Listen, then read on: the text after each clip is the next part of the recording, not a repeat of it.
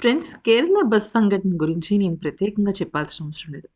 అది ఎంత దారుణం జరిగింది. అసలు చివరిలో ఇటువంటి ముగింపు వస్తుందా ఈ కేస్‌కి అంటే నిజంగా చాలా బాధగా అనిపిస్తుంది.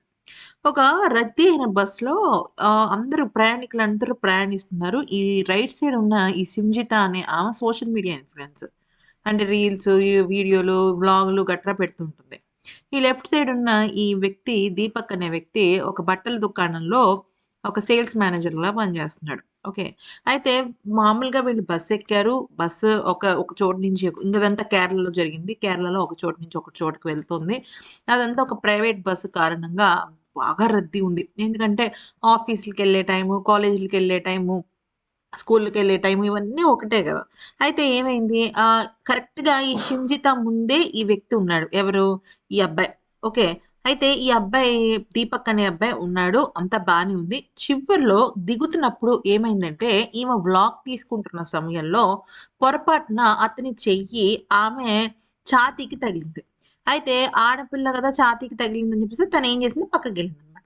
పక్కకెళ్ళింది. అతను కూడా అంటే తన వెనకాల అంటే దీపక్ వెనకాల ఈ షింజిత అనే ఆమె ఉంది. సో, దీపక్‌కి తెలియట్లా ఏం జరుగుతుందని. ముందేమో చాలా రద్దీ, ఎనకాల రద్దీ.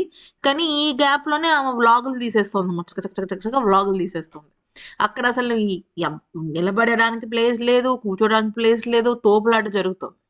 అయితే ఇక ఏమైంది ఈ అబ్బాయి నన్ను ఆహ్, శారీరకంగా లైంగిక వేధింపులు చేశాడు అంటూ చాలా పెద్ద నిందేసిందనమాట. ఎందుకేసిందంటే తన సోషల్ మీడియా ఫాలోవర్స్‌ని పెంచుకోవడం కోసం. ఆల్రెడీ 10,000 ఫాలోవర్స్ ఉన్నారు తనకి. అయితే సోషల్ మీడియా ఫాలోవర్స్ పెంచుకోవడం కోసం తను ఒక వీడియో పెట్టింది. 18 సెకండ్స్ వీడియో అది. అది ఇన్‌స్టాగ్రామ్ రీల్‌కి సంబంధించి.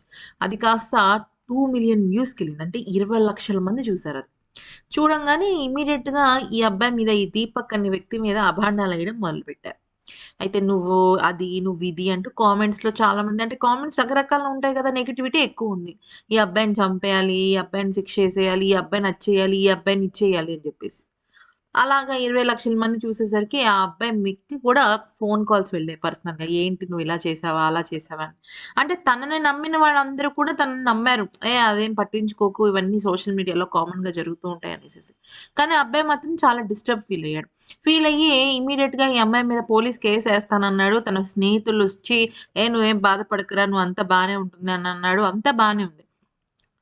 అంతా బానే ఉంది అనేసరికి ఈ అబ్బాయి గూడా శనివారం రాత్రి ఈ ఘటనంతా ఈ బస్సు సంఘటనంతా ఫ్రైడే జరిగింది. ఫ్రైడే ఈవెనింగే ఈ అమ్మాయి సోషల్ మీడియాలో పెట్టింది. సోషల్ మీడియాలో పెట్టిన తర్వాత శనివారం కల్లా అది కాస్త వైరల్ అయిపోయింది. శనివారం నాడు ఈ దీపక్ అనే వ్యక్తి ఉన్నాడు కదా!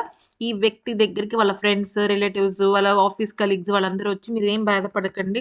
మనం లీగల్‌గా ఫైట్ చేద్దాం అని చెప్పారు. కానీ ఈ నెగెటివ్ కామెంట్స్ చేసేవాళ్ళుంటారు కదా! మీరు ఒక అబ్బాయి ఇలాగైనా చేసేదా? అలాగా కొద్దిగా నెగటివిటీ అయితే వస్తుంది. ఎందుకంటే 20,00,000 మంది చూసారు అంటే దానిలో ఖచ్చితంగా నెగటివిటీ అనేది ఉంటుందనమాట. సో, ఆ అబ్బాయి ఆ నెగటివిటీని తట్టుకోలేక ఆహ్, చనిపోయాడు. ఆదివారం రాత్రి చనిపోయాడు. తనకు తానే ఫ్యాన్‌కి తాడు బిగించుకొని చచ్చిపోయాడు. ఓకే. అయితే ఇక్కడ మ్యాటర్ ఏమైందంటే అసలు యాక్చువల్లీ అతను దాదాపుగా 1 ½ డే నార్మల్‌గానే ఉన్నాడు. చనిపోయే ముందు కూడా వాళ్ళ ఫ్రెండ్స్‌తో ఏమన్నాడంటే, "లేదు నేను న్యాయంగా పోరాడతాను.